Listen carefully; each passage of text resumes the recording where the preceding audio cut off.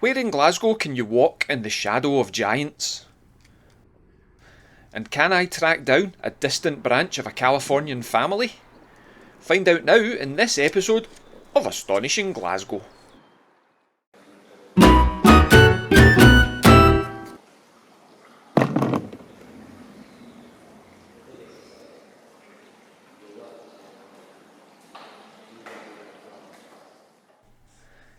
This episode of Astonishing Glasgow starts in 2019 and around 5,000 miles away in sunny California, USA.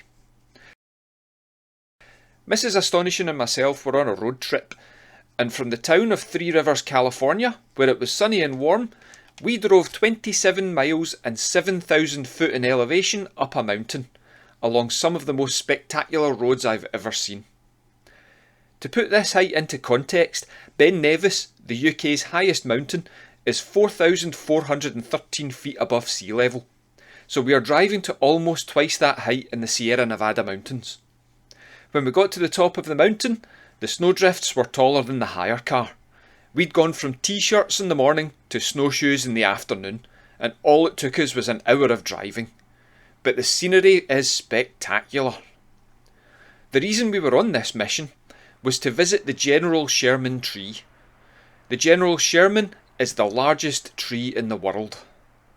This giant sequoia is not the tallest tree in the world, but it is the largest by mass and volume, and it is estimated to be around 2,200 years old. It was incredible to be standing underneath something that was alive whilst the Roman Empire still existed. This tree was 1,000 years old when the Kingdom of Scotland was formed, and about 1,200 years old when Lulu first started singing Shout. So how is this tree linked to Glasgow? Well, in the gift shop in the National Park, we found giant pine cones for sale and bags of sequoia seeds. It got me wondering, was there any chance of finding one of these giants closer to home? So in this episode, you could watch me fail, or you could watch me succeed in tracking down a giant sequoia tree within the boundary of Astonishing Glasgow. The obvious starting point in my quest is to bleep blop on the Googles and see what that brings up. The Googles brought me to a great article on the Scottish Redwood Trust website. It's by Emily Bryson, and I will add a link in the video description.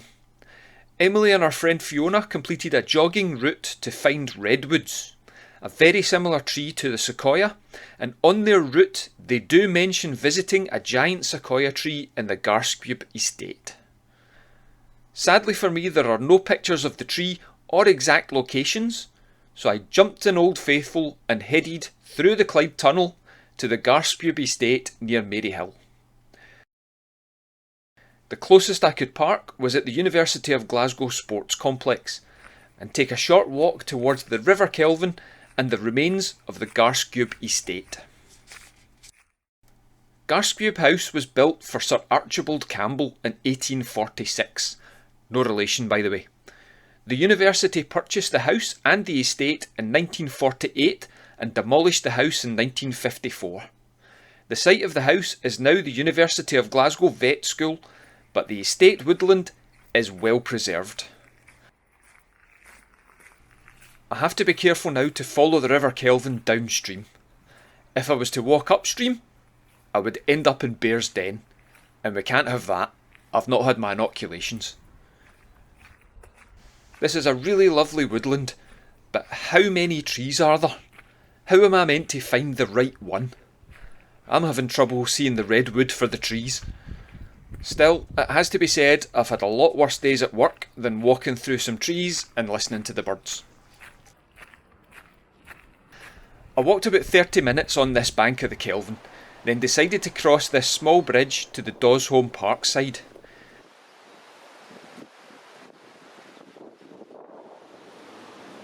Then I was met with my nemesis. I hate steps. Tragedy! A flight of steps on Astonishing Glasgow can only mean one thing: the return of an old joke.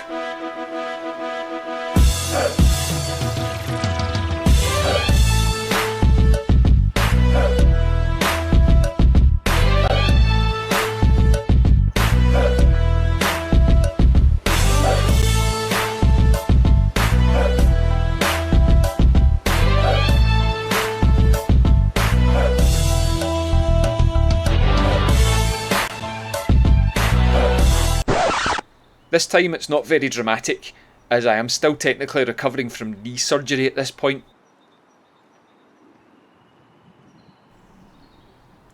When I got to the top of the stairs, the chances of finding a giant redwood looked even less likely than the other side of the river. And at this point, I really got to point out that I am no tree expert. That's my pal Scott, but he lives in Yorkshire and was less than useful at this point since he was a couple of 100 miles away.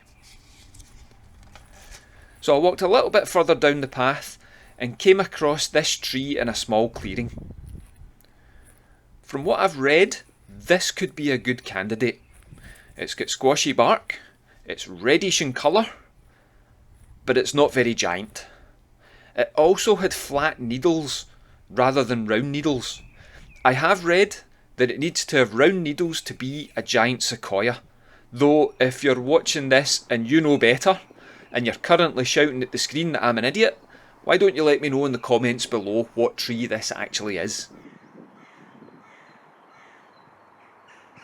At this point it felt like the rain was coming, so I decided to walk back to the car, and what do you know, I spotted this on the opposite side of the river.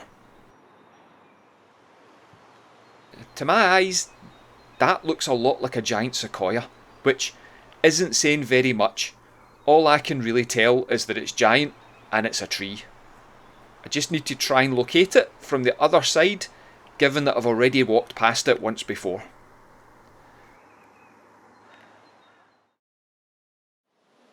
So I've gone back down the stairs and back over the little bridge. I did manage to locate the bottom of the tree, but would you know, it's completely surrounded by rhododendron bushes. It really seems like there's nothing I wouldn't do for the sake of an Astonishing Glasgow video, so here we go.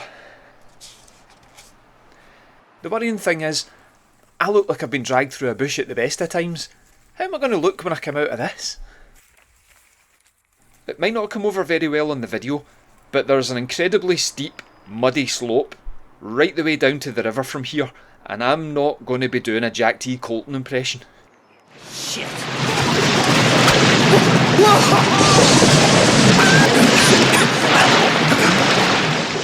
I still don't know if this is a sequoia. I can't get close to the bark, and I certainly can't get close to the needles that are all the way up there at the top of the tree. So is this a sequoia or a Scots pine? You know what to do. Let me know below in the comments while I get out of this bush and onto the location of the next candidate for a giant sequoia.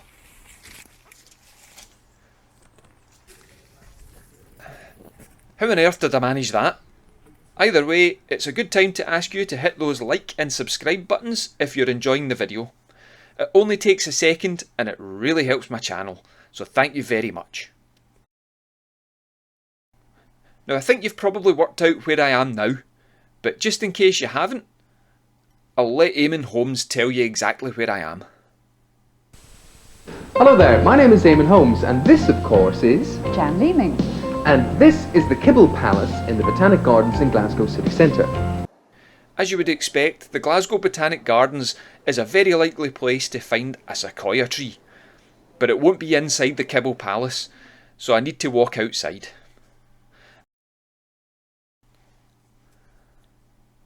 In my search for the giant sequoia, this is the next possible match. Sorry, I shouldn't say match near a tree. The evidence for this being a giant sequoia is the colour and the soft bark. But as incredible as this tree is, it's not a giant sequoia, it's a dawn redwood. It's known as a metasequoia, but it is native to China. So it's like a giant sequoia if you bought it from Temu or Wish.com.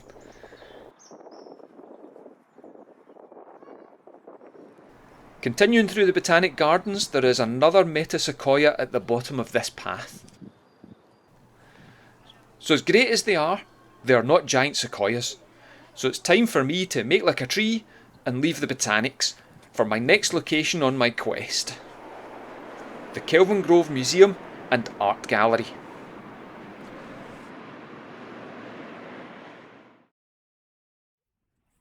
I love the Kelvingrove Museum and spent a lot of my summer holidays visiting here. Do you remember when there used to be smartly dressed concierges on each door with flat caps and shiny badges that would shout at you for playing in the revolving door? I wonder what happened to them. But if you've spent time here, you may already know what I came here to see, and it's just through this gallery to the left of the door. Look at the size of this tree slice. It runs rings around Scottish trees. But what do you know? It is not a slice of sequoia. This is a slice of Douglas fir, a tree named after the Scottish botanist David Douglas. The number of rings tell us that this tree was around 600 years old when it was cut down in Canada and transported to the museum in 1901 for the International Exhibition and the opening of the museum. So it's still no sequoia, and this 20-minute visit to the Kelvingrove cost me £3.30 to park my car.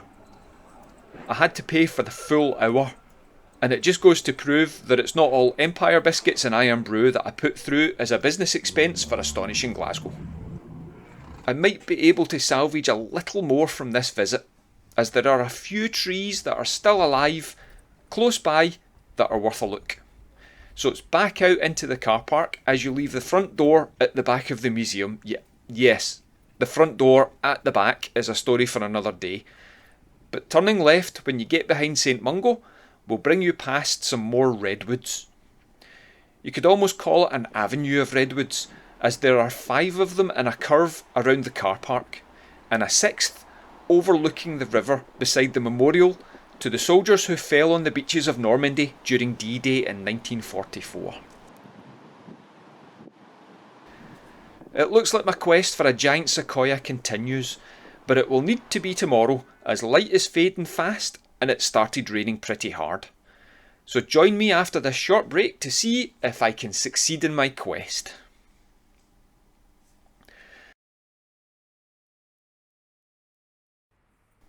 It's the next day of the challenge and I don't need my car today to get to the next candidate for a giant sequoia tree. I'm only going about half a mile from my house on the south side of Glasgow, and a place that has been in about 3 previous episodes of Astonishing Glasgow. The Alexander Greek Thomson designed Holmwood house in Cathcart seems to be a regular star of my videos, and this one is no different. Holmwood house is at the end of this tree-lined driveway.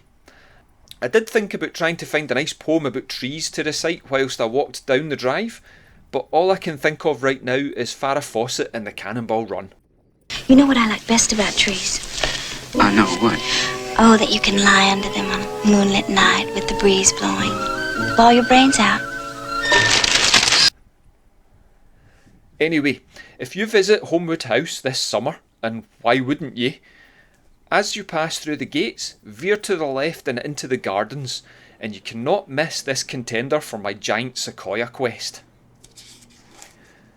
I don't know if the size of this tree is coming across on camera, so I'm going to use myself as a scale.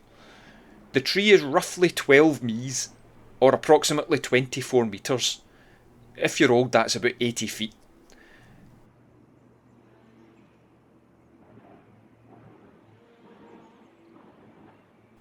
The evidence all seems pretty good. It has a spongy red bark. It has round needles. And the cones are rounded when they're closed. This certainly looks like a winner, and a quick look on the National Trust for Scotland website confirms my suspicions. This is a Sequoia dendron giganteum, a giant sequoia tree, and it is absolutely fantastic. I didn't think I would get excited about a tree, but just look at it. Even more astonishing, this is almost what you would call a sapling, as it is thought to be less than 100 years old. The tree planting at Holmwood wasn't well documented, and it is unlikely that it was planted before the house was built in 1868. Even the oldest giant sequoia tree in Britain is less than 200 years old. So nobody really knows how big the tree will grow in our climate. But I, for one, hope that it survives for at least another 2,000 years.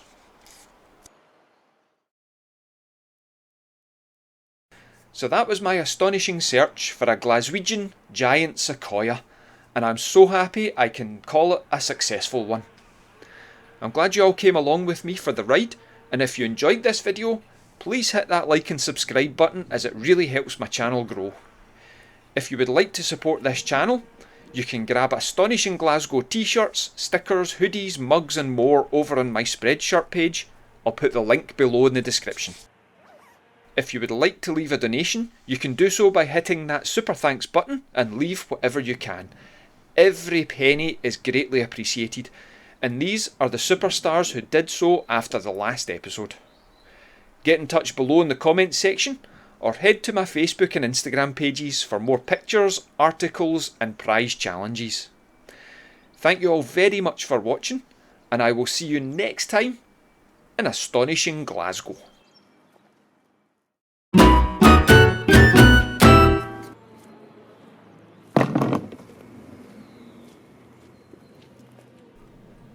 Right, I'm off for a caramel log and maybe a root beer. Take care, see you later.